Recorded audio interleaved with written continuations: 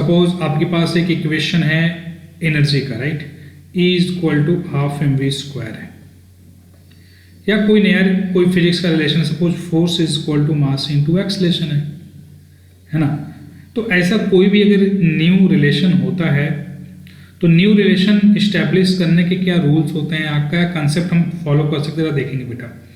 जैसे जो पहला रिलेशन है, ये अगर फर्स्ट रिलेशन की बात करें तो इसमें एक एनर्जी है, इधर क्या है बेटा, मास है और वेलोसिटी है। तो हम कह सकते हैं this is relation of energy between mass and velocity. तो इसमें कैसे आप रिलेशन इस्टेब्लिश करोगे?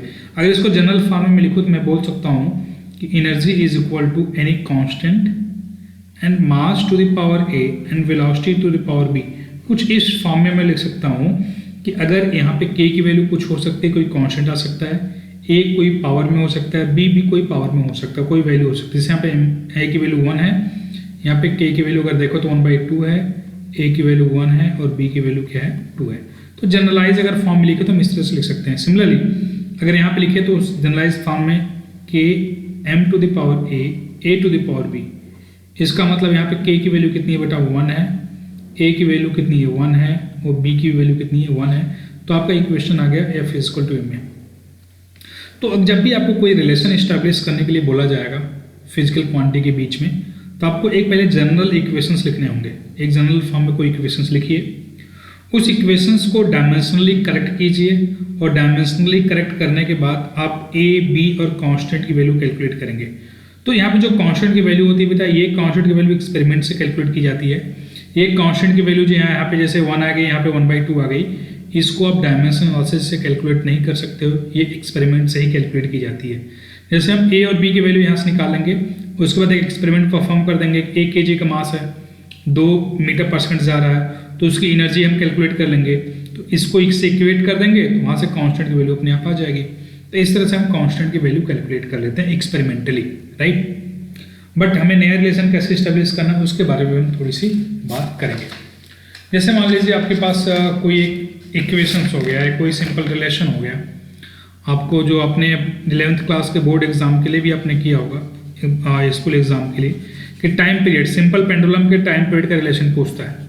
तो हम लोग भी वही बेसिक कंसेप्ट यूज लेकर आगे बढ़ेंगे कि वो आपके माइंड में फिक्स होता है, तो उससे कंसेप्ट को एक्सप्लेन करना आसान है।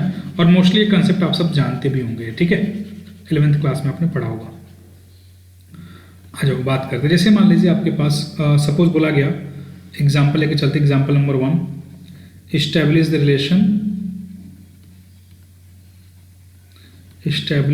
Relation for time period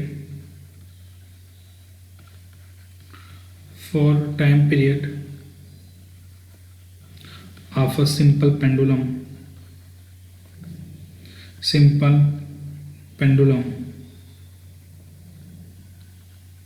in form of length of string, mass of bob and acceleration due to gravity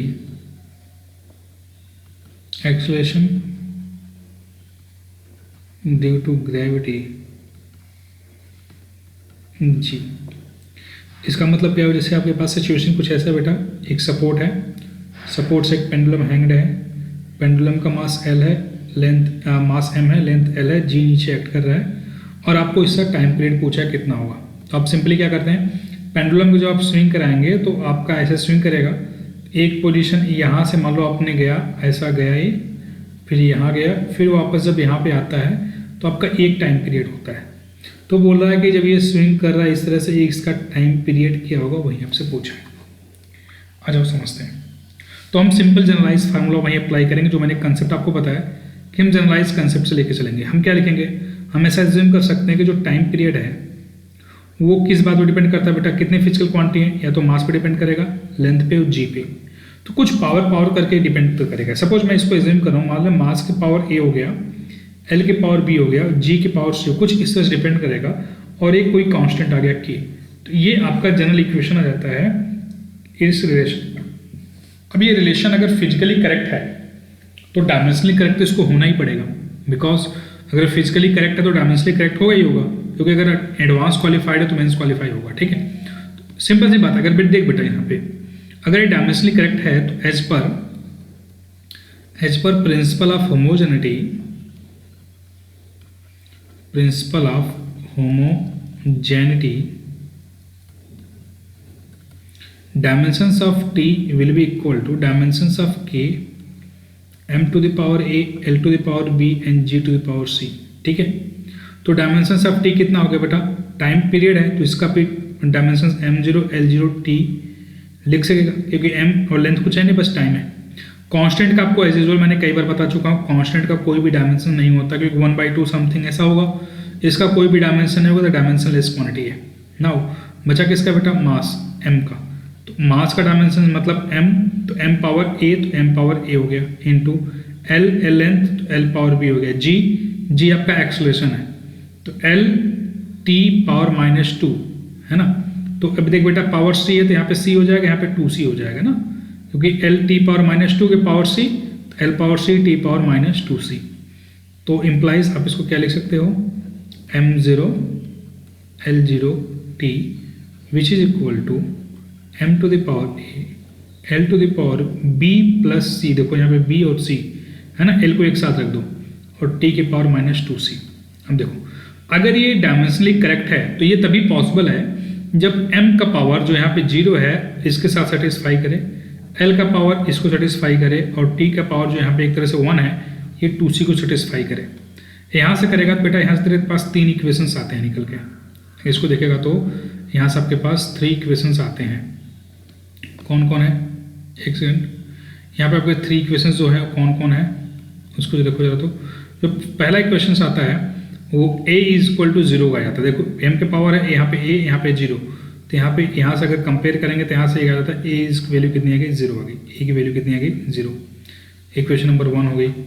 दूसरा b प्लस c 0 हो गया, तो दूसरा इक्वेशन आ गया तो बेटा b plus c is equal to 0, second equation आ गया। तीसरा -2c इज इक्वल टू, देख बेटा यहाँ पे 1 है ना, t पावर 1 है, कुछ नहीं तो 1 अज्यूम कर सकते हो, तो यहाँ पे क्या है बेटा -2c is equal to 1, equation number 3। अब यहाँ से देखेगा -2c इज इक्वल टू 1, तो c इज इक्वल टू कितना आ गया, -1/2, c is equal to -1/2, a is equal to 0, तो इक्वेशन से याद रखा है। तो अगर c is equal to -1/2, b की वैल्यू कितनी हो गई, b की वैल्यू हो गई 1/2, तो a b c सबकी वैल्यू आपकी निकल गई, a b और c सारी वैल्यू निकल गई। अब जो इक्वेशंस आपने एज्यूम किया है इस इक्वेशन को ध्यान से देखो, इस इक्वेशन के अकॉर्डिंग टू इक्वेशन नंबर 1 है ना, जो आपने ऊपर लिया बेटा ये वाला इक्वेशन है जो ऊपर वाला है, ठीक है। t इज इक्वल टू कोई constant into m power a की वैल्यू 0, l पावर b की वैल्यू है 1/2 और c power g power c की वैल्यू -1/2। तो यहाँ से कितना हो गया बेटा, m पावर 0 कुछ नहीं, कैंसिल आउट हो गया, 1 हो गया, तो k into l power 1/2 and g power -1/2 है तो नीचे आ जाएगा 1/2 हो जाएगा। अब इसको लिख सकते हो k l अपान g दोनों के पावर 1/2, क्योंकि 1/2 तो पावर दोनों को ले सकते हो एक साथ। तो यहाँ से क्या आ गया, t is equal to k into √l upon g, और बाय एक्सपेरिमेंट परफॉर्म करके हम देखते हैं कि जो कांस्टेंट की वैल्यू कितनी आती है बेटा, वो 2π आती है, ठीक है। ये डायमेंशन एनालिसिस से नहीं कैलकुलेट करते हुए एक्सपेरिमेंट से परफॉर्म करके कैलकुलेट किया जाता है, और ये आपके डायमेंशन एनालिसिस का ड्रॉबैक भी है, ठीक है। इसको हम बोलते हैं डायमेंशन एनालिसिस का ड्रॉबैक, क्योंकि कांस्टेंट वैल्यू हम नहीं कैलकुलेट कर सकते। तो यहाँ से t की वैल्यू कितनी आ गई, 2π √l/g आपकी टाइम पीरियड की वैल्यू आ गई, ठीक है। If any doubt is there you can ask me, anyone, any doubt in this बेटा?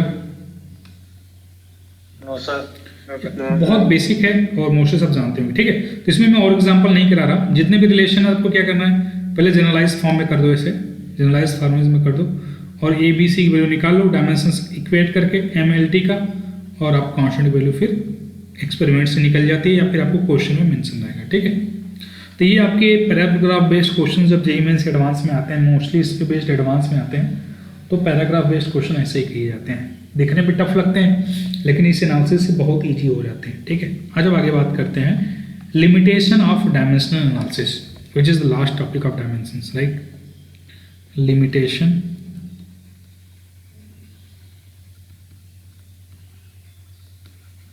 of dimensional analysis. इसका लिमिटेशंस क्या है? पहला बेटा लिमिटेशन यही है कि आप कांस्टेंट की वैल्यू नहीं कैलकुलेट कर सकते हो। जैसे अभी हमने बात की 2 पाई वाला पार्ट है ना, we can not calculate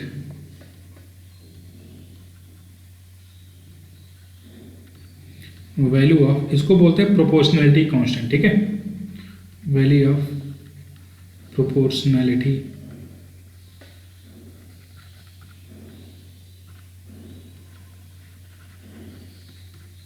constant. दूसरी ड्रॉबैक ये बेटा कि अगर कोई भी अगर डायमेंशंस आपको मेंशन है, ठीक है, तो उस डायमेंशंस में अगर आपके पास एक से ज़्यादा रिलेशन है ना, या फिर मैं ऐसे बोलूँ अगर उसमें ट्रिग्नोमेट्रिक फंक्शन है या फिर आपकी एक्सपोनेंशियल फंक्शन है या फिर लॉगरिथमिक फंक्शन है, तो उसको एनालिसिस नहीं कर पाओगे। इसका क्या मीनिंग है? जैसे मैं बात करूँ आपसे, अगर आपके पास कोई equation y is equal to x sine theta, अगर यहाँ पे value x and y both are distance, तो आप बोलोगे कि ये जो इक्वेशन है डायमेंशनली करेक्ट है, this equation is dimensionally correct, right? Dimensionally correct है क्योंकि y का जो डायमेंशन है वही x का डायमेंशन है, साइन थीटा डायमेंशनलेस है, तो आप बोलोगे इक्वेशन जो है डायमेंशनली करेक्ट है। Is that okay? Are you getting my point? But similarly अगर मैं बोलूं एक और इक्वेशन है, दूसरे स्टूडेंट ने बोला है कि नहीं y is equal to x sine square theta है, तो ये इक्वेशन भी तो डायमेंशनली करेक्ट आप बोलोगे, क्योंकि यहाँ पे अगर साइन थीटा डायमेंशनलेस है तो यहाँ पे साइन स्क्वायर थीटा भी तो डायमेंशनलेस है ना, ये भी डायमेंशनलेस है, ये भी डायमेंशनलेस है। इसका मतलब x का जो डायमेंशन है वहीं y का भी है, सिमिलरली यहाँ पे भी x y दोनों का सेम डायमेंशन आ रहा है, मतलब भी डायमेंशनली करेक्ट है, भी dimensionally correct. Then how we are going to decide that it will be sine theta और साइन स्क्वायर थीटा।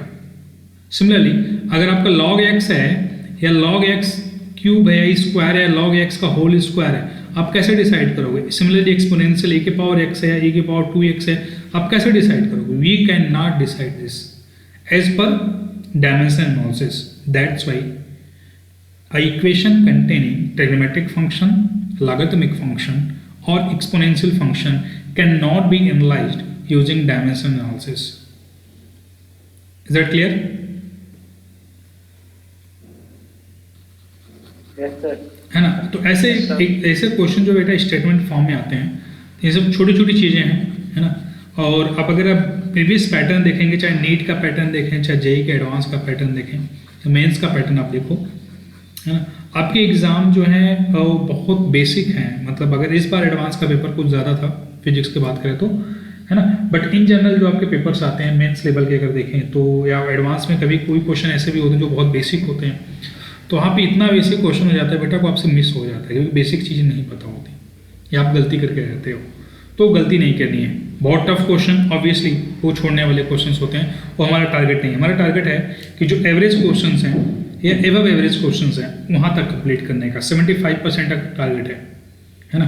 सो ज़्यादा आपको एडवांस क्वेश्चन की ज़रूरत नहीं है, लेकिन जो बेसिक और एवरेज क्वेश्चन हैं उस पर अच्छे से आपका कमांड होना चाहिए। सिलेक्शन यही क्वेश्चन दिलाते हैं बेटा, ठीक है। आज आगे चलते हैं। So the second part is we can not analyse an equation containing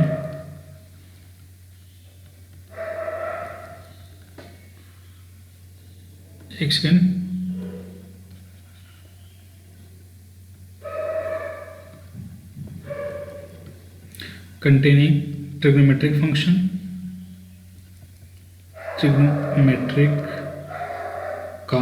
log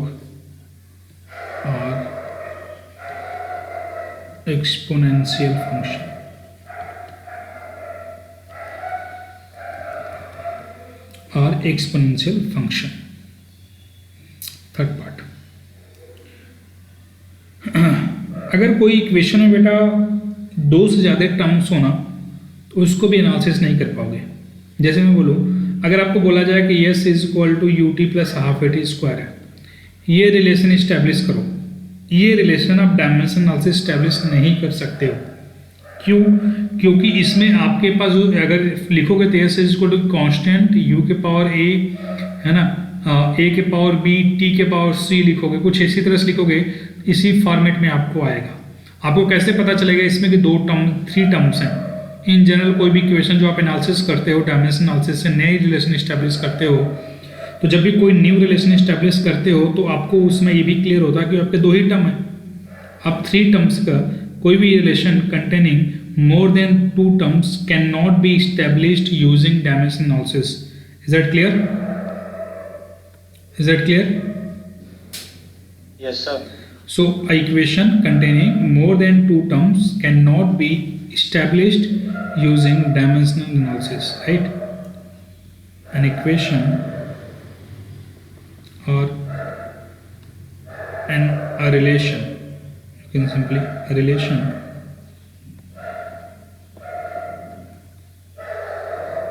containing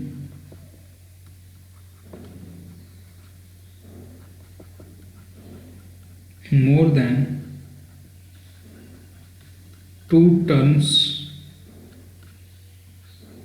cannot be established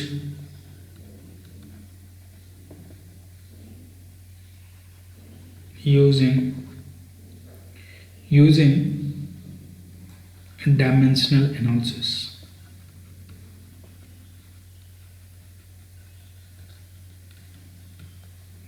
Next, fourth is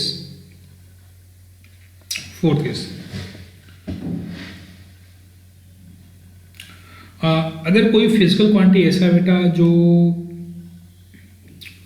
किसी फोर फैक्टर्स पे डिपेंड करता है, right?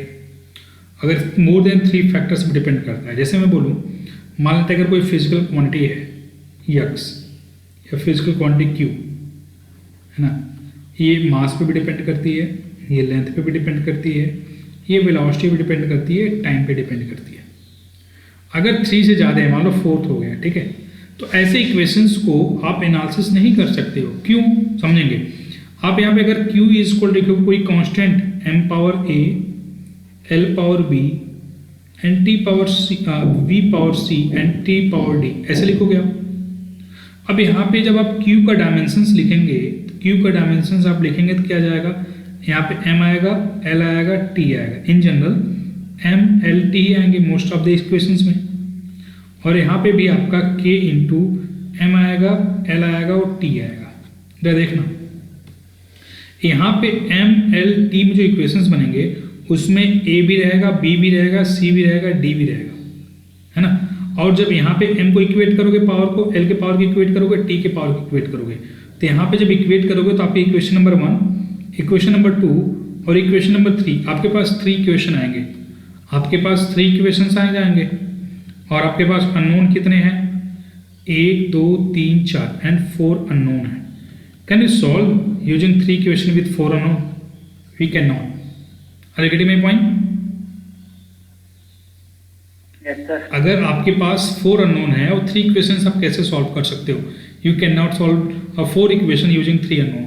So, if a physical quantity depends on more than 3 factors, so we cannot establish the relation for that as well, right? So this is again one more drawback for the dimension analysis. So you can write this like, if a physical quantity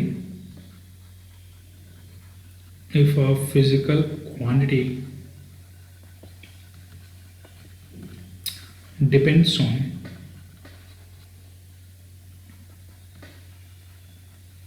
more than 3 factors,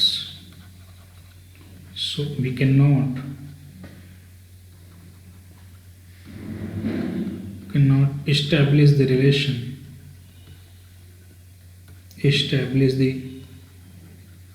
relation for that, because we can have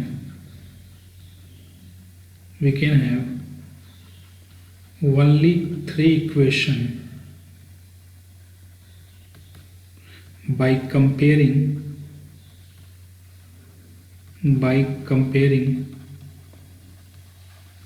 power of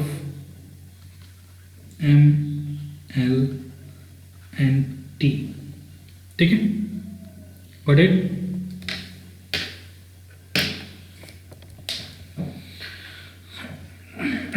is that clear? समझ में आ रही बातें?